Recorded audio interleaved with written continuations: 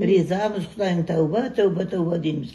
Балаларымызды, немере шөбере, туған туысқан, аған жолдаш жораларымызды, өзімізді бәле қаза, ауру сырқат, вафаттан сақта. Баршаларыңа зор денсаулық, ұзақ өмір, табыс абырой, құт береке бер.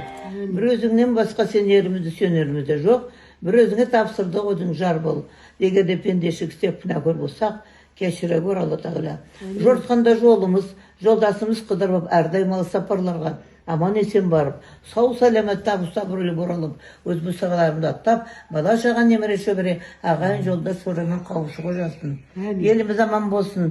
Елімізде тыныштық, аспан башық болып, іштегі дау сыртағы жаудан сақтасын. Дастархандарымыз мол болсын, берекелі, мерекелі, бақытты, қызықты, қуанышты болсын. Алла Тағалам, бір өзіңнің әмірің арқасында, денсаулық тыныштық арқасында баршаларына келесі күндерді аман есен қарсы алуға жазсын.